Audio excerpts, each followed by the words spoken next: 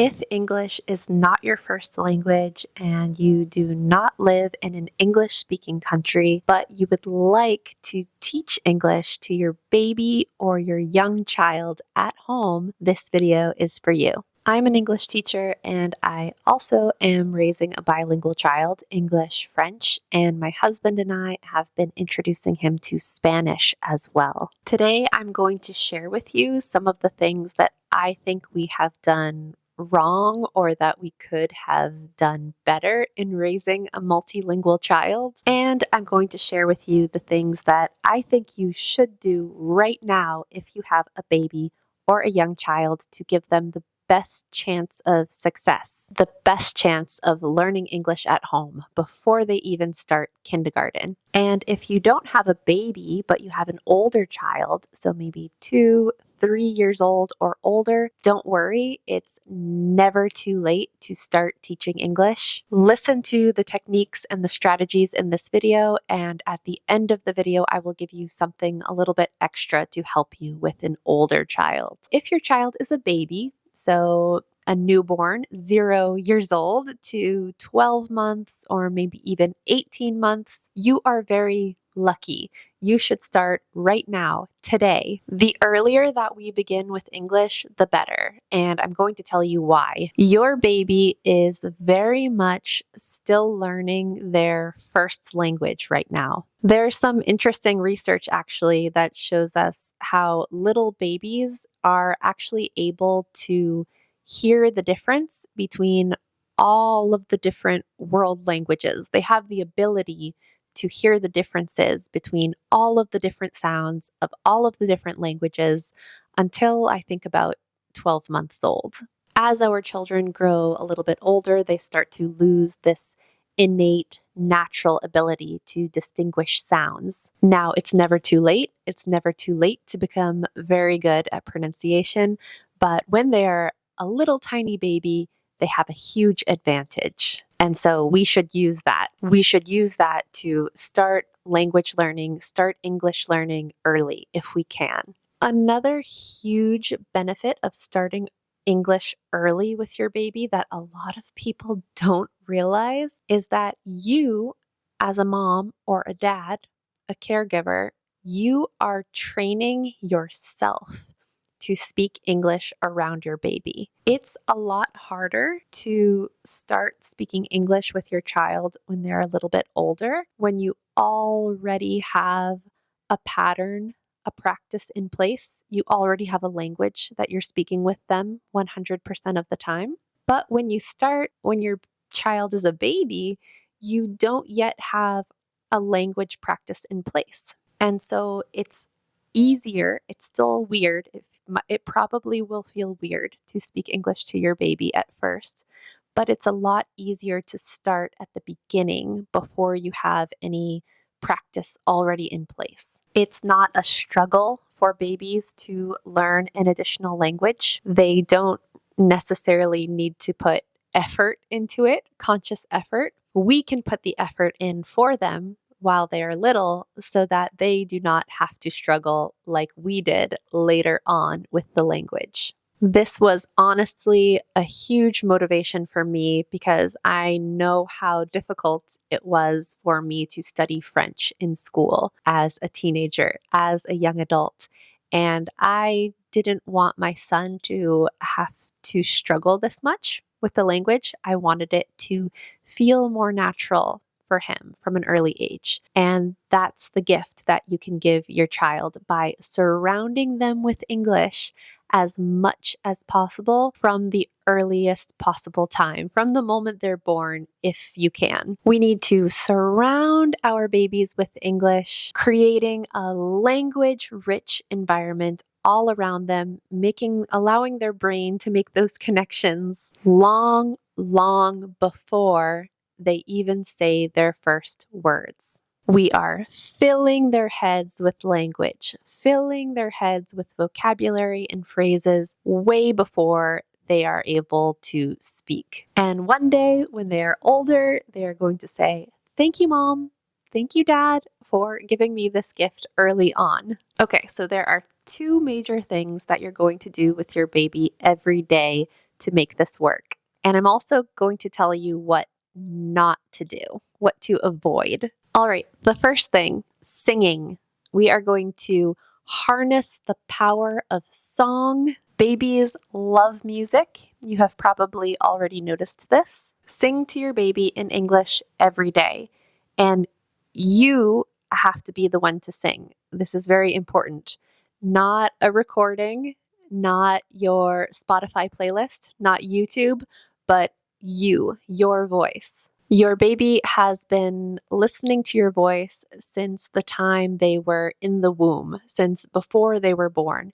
They know your voice. They love your voice. I know that sometimes when we're tired, it feels a lot easier to just play something from a playlist or a music player. I totally understand that. But this is really similar to when we want our children to learn English from cartoons or from a video game, a tablet. Those things are great tools to use sometimes, but those things alone are not going to teach our children English. They're not going to teach our children meaningful, long-lasting skills that they need to be speakers of English, to be fluent speakers of English. Think about how you learned your first language. We learn our first languages naturally through people speaking to us, through interaction with other caring people, other caring adults who give us a lot of real, meaningful words in real conversations and songs. So it doesn't matter if you can't sing. It doesn't matter if you have a terrible voice. I have a terrible voice. My son doesn't care. He loves when I sing with him. It doesn't matter if you don't speak English perfectly. It doesn't matter if you have an accent. Your baby will still benefit more from listening to your voice than from listening to a recording of a person who they don't know. And of course, we need to know the words in order to be able to sing the songs in English. If we want to sing the lullabies, we need the words, we need the lyrics. And you can do this simply by printing the lyrics out or writing them on a piece of paper and sticking them to the wall in your child's bedroom or wherever they sleep, wherever they take naps, wherever you're going to sing to them. It's okay to have a cheat sheet to look at. When my son was a little baby and I was doing a lot of late night feedings, I had the lyrics to my favorite baby songs in a note on my phone, and I would look at it all the time to sing these songs to him because sometimes I just couldn't remember the words, but I wanted to sing the correct lyrics. I'll put a PDF, a free PDF download in the description down below for you that will have a list of some songs and lyrics. So popular lullabies in English with lyrics that you can use to post on the wall and sing to your child. And then the last thing that I want to say about singing, and this is going to become more and more important as your child gets older, becomes a toddler and a preschooler. When choosing songs to sing with your child, choose songs that have gestures, songs that have actions to them. For example, the itsy bitsy spider went up the water spout. Down came the rain and washed the spider out. Out came the sunshine and dried up all the rain. And the itsy bitsy spider went up the spout again. Or maybe you're familiar with head, shoulders, knees and toes, knees and toes. There are a lot of English songs like this that have gestures. Or if you don't know the gestures, you can create your own. Using gestures, using actions as you teach a song, as you sing a song, makes it so much easier for that child to remember the vocabulary words. It makes it memorable for them and more fun for them, and they are more likely to store that in their brains. This is how memory works for children, but also for adults. When we can match an action, something that we can see, something that we can do with our bodies with the vocabulary word that we're hearing, we are more likely to remember it. Sing to your baby as much as possible. Look them in the eyes, smile, be positive, use gestures, and make it a fun moment of connection and love between you and your baby. Okay, so we've talked about singing. What is the other big piece of the puzzle for teaching English to your baby early on? For babies, the other huge thing that you can do to boost their pre-speaking skills is to narrate everything that you do, or as much as possible, to narrate what you are doing to your baby and in front of your baby. So that means when you are changing your baby's diaper, when you are feeding your baby, when you are giving them a bath, when you are dressing them, you are explaining what you are doing in English to your baby, even though they can't understand you yet. Even in your first language, this is a great way to boost your child's vocabulary skills early on, but you can do this in English as well. If you are not sure what to say in these situations, you're not sure what phrase to use a translator. That's okay. You can always consult your translator. I also created a pack of PDF sheets that you can print and put on your walls. So you can put these in your kitchen, in your living room, and use these natural phrases around your child throughout the day in your home. So you can get that from the description down below. I want to tell you about a major mistake that we made with my son that, I think it's a bit of a mistake, and maybe you can avoid it in your own family. From day one, from the day that my son was born, we were speaking to him in 2 languages. So I spoke to him in English, and my husband, who is a French speaker, a francophone, spoke to him in French. And I'm really, really proud of all that we have accomplished with those 2 languages. My son is doing really well. It's really working for our family. However, we always dreamed of adding Spanish as well. And knowing what I know now and being very honest with myself, I think that we waited too long to start introducing Spanish. And because of that, so we started Spanish around 3 years old, 3.5 years old, more seriously. And because we waited until he was a bit older compared to French from day one, I have seen how much more challenging it is. It's still very possible. He's doing great with his Spanish as well, but it is very different and it's more challenging, in my opinion, in my experience. A lot of the reason why we waited is because we already had a second language, but I think a bigger reason why is because I thought my Spanish was not good enough. I felt like I couldn't really teach him a lot of Spanish because of that. And I see now that that is a very limiting belief that I don't think is correct. I think that parents can pass on a lot of language skills to their children, even if their language skills are not super high. We can still give our children so much vocabulary. We can learn along with our children.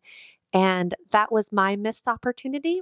I think that I could have learned a lot of Spanish with my son as a baby. I could have sung a lot of Spanish baby songs, baby lullabies to him when he was little. I wish I had done that because now we're listening to a lot of Spanish songs and he really loves them. So I could have started that early.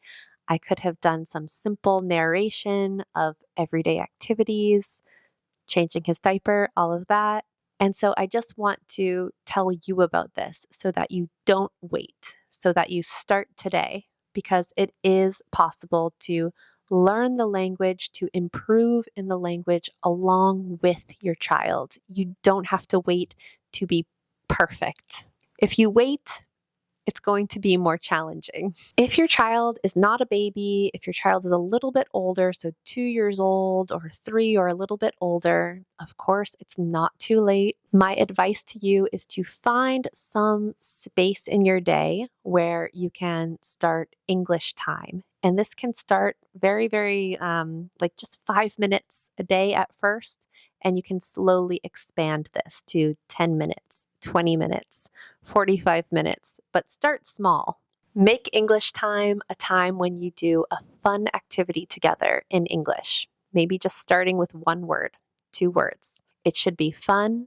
Try to be very patient with your child. Give them all of your attention during these 5 minutes, 10 minutes, whatever it is. Choose something fun that you can do in English, some kind of game, a craft. Focus on making it enjoyable, especially at the very beginning, so that it is something that your child wants to do, so that your child is excited about English time. This is a time when you get to connect with each other, spend time with each other, and learn something fun in English together.